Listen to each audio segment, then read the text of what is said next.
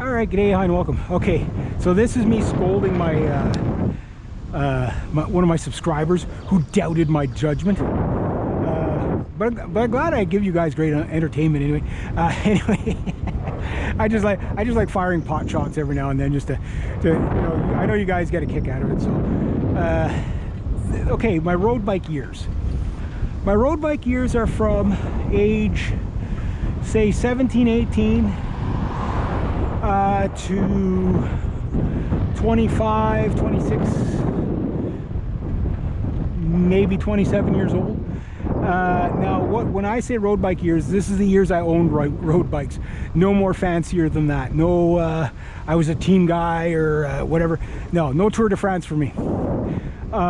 Fascinated by it, but I've always been a very athletic person, but never what you would call a jock. I was always a headbanger, right? So anyway, my first road bike, okay, my first introduction to road bike was my sister's road bike back when I was a little kid. I don't know how old I would have been, 5, whatever.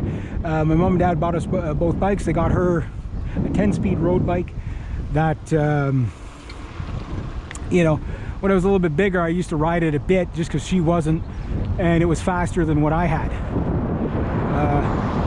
But I had like really cool bikes, like motocross bikes, you know, that weighed like 65 pounds with a fake motorcycle tank on it and suspension. Yeah, that thing was cool, and it was a single speed on top of that. I used to ride it all around here. It was great. When you're a kid and you had the energy to do it. But then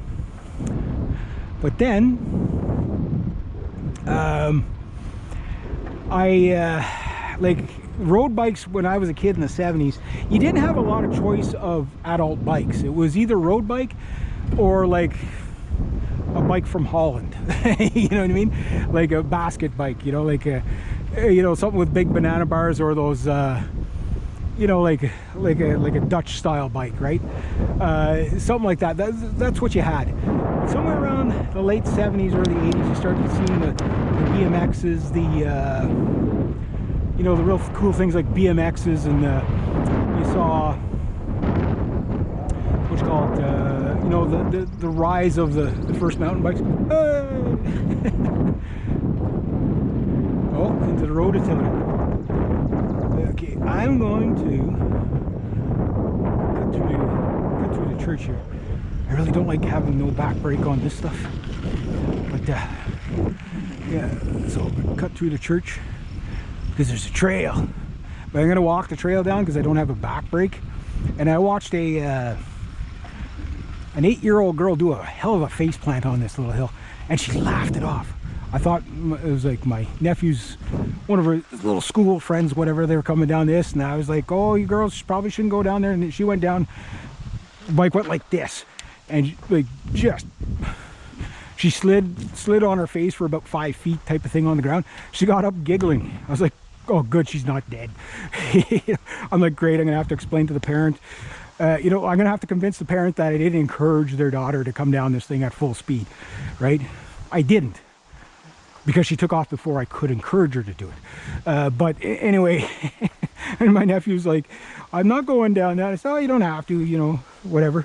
But I said, it'd be fun if you learn how to do it, right? And then she just took off. So, okay, yeah, she's going to be the wild one. Yeah, she face planted just right around there somewhere. It was hilarious. Well, that she didn't hurt herself anyway. And then, anyway, if I had a back brake, I'd go down it, but I've already seen what happens when you don't have a back brake when you go down this. And again, I'm 54. I'm probably not gonna lie. I'm gonna probably cry like a little girl if I wipe out on this. Yeah, so right around here. She landed right around here somewhere. But anyway, oh, these used to be the mud lanes. Those days are gone. We're in the park now, anyway. But what I'm getting at is the first road bike that I actually got. My dad and I were coming up from town, and he saw it before I did. Somebody had thrown out a garbage, like a race bike out into the garbage, right? And I'm just like, look, and then he jammed on the brakes. He did a U-ey. We didn't even look at it. We just grabbed it and threw it in the back just in case it was good, right? And sure enough, this thing, I believe it was a Peugeot. So right there, right? So I'm like, cool. But it was like set up for somebody probably 6'4" or something like that. It was so tall I couldn't put my feet on the ground on, and it had custom wheels on it that were so tall. I never seen 10-speed wheels that tall in my life, right? And anyway, long story short, I get it home. I set it up to me. I had to slam the seat all the way down just so I could fit on it. It wasn't the right fit for me, but this thing was fast.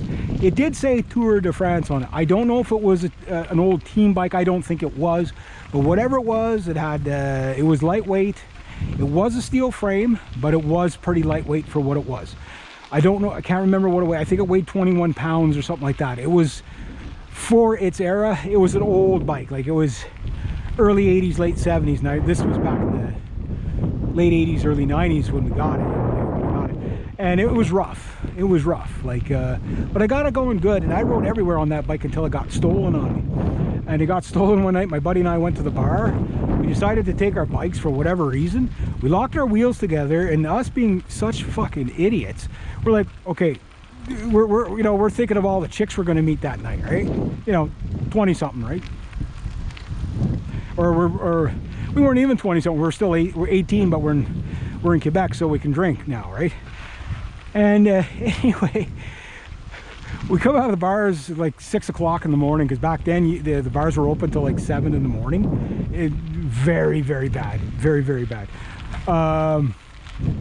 Walk out, but it's like really cloudy. It rained all, I guess, while we were in the bar.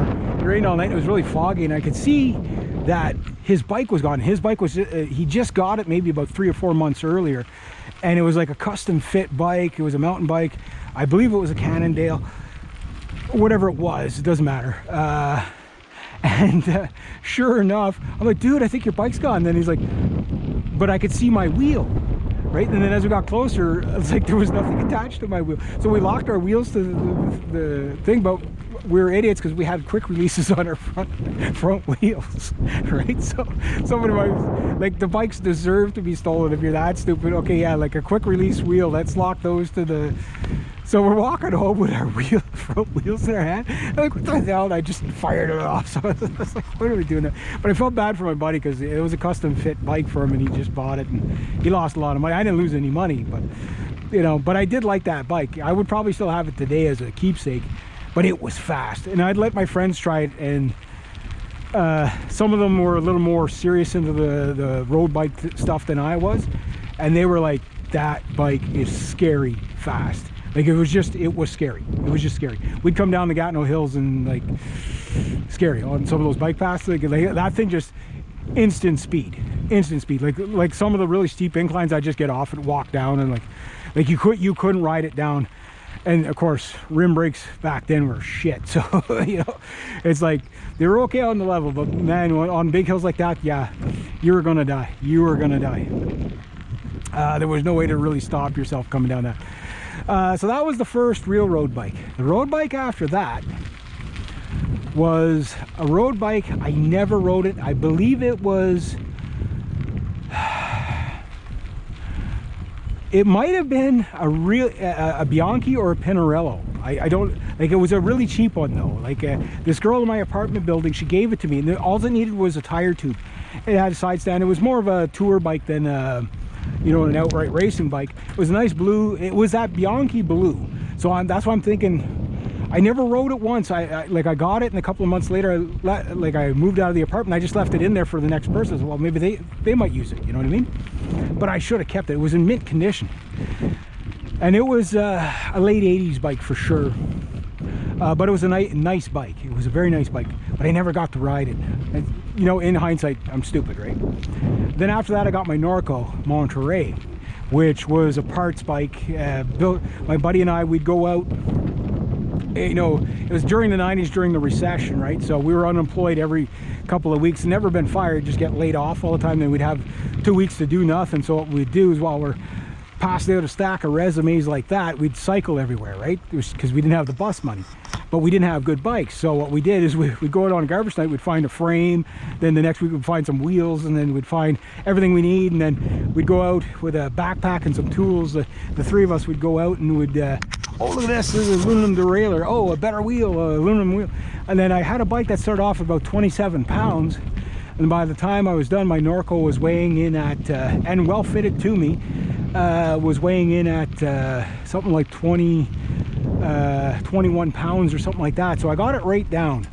I said 14 at one point. No, I didn't get it that light. I don't know why I said 14, but I think it was like, because I got it, I remember the first part swap I did, when I first got it running, with all the parts, it was 27 pounds. And then when I did the, you know, the wheel swaps and stuff like that, again, all free. Like, it's just whatever people were throwing out, right? Take it off this wreck bike, take it off of that wreck bike. And there was always bikes every week being thrown out onto the garbage, right? And I got it down to about 21 pounds. My buddy got his down, I think even lower than that on his, but his had a crank problem. It was slipping a bit.